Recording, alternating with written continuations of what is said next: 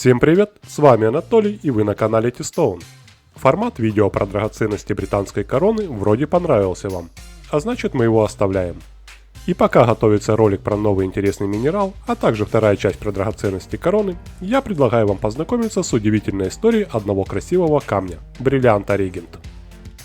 Но перед началом напомню, не забудьте подписаться на канал, поставить лайк и поделиться роликом с друзьями. Приятного просмотра! И сначала немного сухих фактов про бриллиант Регент. Он был обнаружен в 1698 году на рудниках Голконды в Индии. В неограненном виде он весил 426 карата, это чуть больше 85 грамм. Был огранен в виде подушки или кушон и стал весить 140,64 карата. Размеры 3,2 на 3,1 см. Бриллиант внутренне безупречен и имеет лишь один незначительный изъян. На нем есть одно пятнышко, заметное только натренированным глазом. Регент имеет лишь слегка голубоватый оттенок, характерный для драгоценных камней из рудников Голконды. Данный бриллиант по цвету относится к категории D. Такие бриллианты химически чисты, структурно совершенны и очень редки. Регент – седьмой по величине бриллиант этой цветовой категории в мире, а оценочная стоимость бриллианта около 60 миллионов долларов. Но известным бриллиант Регент делает не только его редкость и стоимость, а интересная история, которая позволила некоторым даже называть этот камень проклятым. Согласно легендам, бриллиант был обнаружен неизвестным рабом, работавшим в шахте по добыче драгоценных камней в Индии. Как часто это бывает, красота, редкость и величина камня очень сильно мотивировали раба забрать этот камень себе. И то ли он сам себя ранил специально, то ли у него уже была рана на ноге, но утверждается, что камень он спрятал в ране на бедре, чтобы вынести из шахты. После чего решил сбежать из Индии.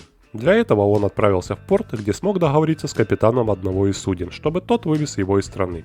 Но жадность затмила все договоренности, капитан судна убил раба и забрал камень себе. По одной версии, капитан продал камень известному торговцу алмазами Джамчанду. По другой версии, сразу Томасу Питу, который был губернатором форта Сент-Джордж в Индии и был известным бизнесменом того времени. Но так или иначе, спустя несколько лет бриллиант оказался в руках именно Томаса Пита. Продажа камня, к слову, капитану счастья не принесла. Все деньги, которые моряк выручил за бриллиант, он пропил и проиграл, а потом свел счеты жизнью. Томас Питт же отправил драгоценный камень на огранку в Лондон, и весьма интересным способом. Он спрятал его в каблуке ботинка своего сына. В Лондоне над камнем работал огранщик Харрис, о котором известно немногое. Тем не менее, работа Харриса говорит сама за себя. Он работал над камнем в течение 2 лет, создав потрясающий бриллиант огранки кушон подушка весом около 141 карата. Также из этого алмаза он создал второй ограненный камень, меньший по размеру, но не менее красивый драгоценный камень в огранке роза, который был продан царю Петру I. В течение многих лет после этого алмаз предлагался различным членам французской королевской семьи. Однако никто его не хотел. Его предлагали Людовику XIV, который был известен тем, что покупал подобные украшения, но возможность приобретения не вызывала у него интереса. В конце концов, Питт получил свое золото, когда французский регент Филипп II, герцог Орлеанский, купил бриллиант, чтобы добавить его к драгоценностям французской короны. Предположительно, камень был продан примерно за 135 тысяч фунтов стерлингов. Удивительная сделка и огромная сумма принесла Томасу Питту прозвище Томас Даймонд Питт, что в свою очередь привело к тому, что бриллиант на короткое время стал известен как бриллиант Питта. После приобретения бриллианта он стал главным украшением французской короны. Он был известен как Ле Регент и передавался во французской королевской семье из поколения в поколение. Людовик XIV вставил его в корону для коронации Людовика XV. А несколько лет спустя драгоценный камень был перенесен и установлен в корону Людовика XVI. Затем бриллиант был помещен в шляпу Марии Антуанетты. А потом случилась французская революция, изменившая образ жизни во Франции для многих будущих поколений. В то время многие регалии короны были похищены. Сторонники революции штурмовали королевскую казну, гарде-мебле, и украли почти все находившиеся в ней драгоценности.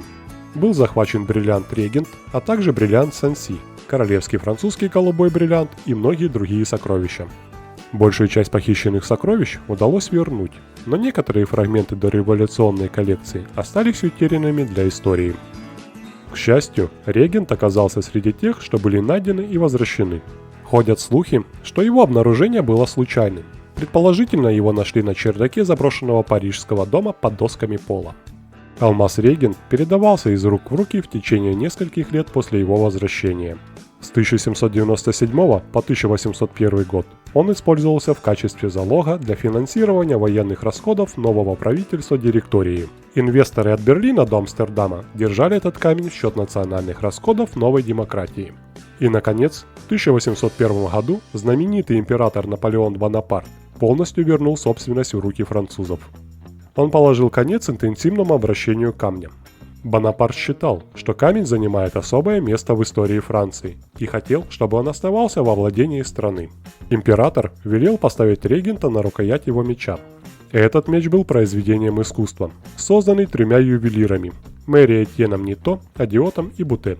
Именно Нито был официальным ювелиром императора Наполеона и основателем дома Шоме. А в 1812 году драгоценность появилась на картине Наполеона, покоящейся на церемониальном мече императора.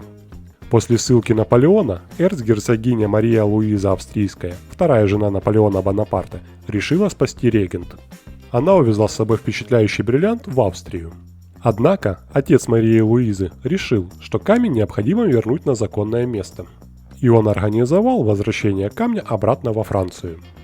Затем бриллиант украшал короны Людовика XVIII, Карла X и Наполеона III. Последнее место бриллианта было в греческой диадеме, изготовленной для императрицы Евгении.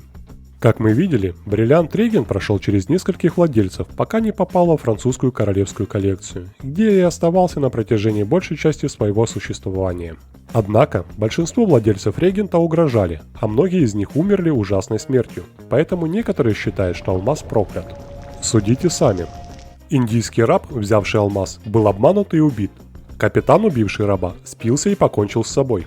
Томас Питт, которому грозила конфискация его арендованных земель, смог их сохранить только после продажи регента.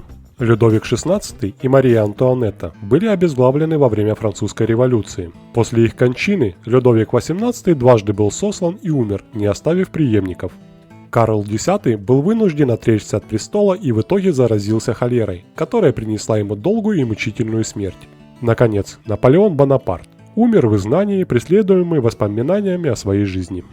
Итак, именно этот след неудачных событий убеждает некоторых считать, что алмаз проклят. Хотя, как по мне, все это очень притянуто за уши. Подобное можно сказать о многих известных драгоценных вещах, которые были свидетелями бурных и часто трагических исторических событий. И не стоит забывать, что бриллиант Регент также спасал Францию в трудные времена, выступая залогом у банкиров. И поэтому он имеет большое историческое значение во Франции.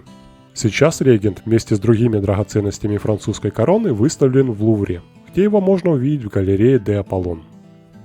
Надеюсь, вам была интересна история этого уникального и красивого бриллианта. А проклят он или нет, делитесь своими мыслями в комментариях. Спасибо за просмотр и до встречи в новом видео. Всем пока!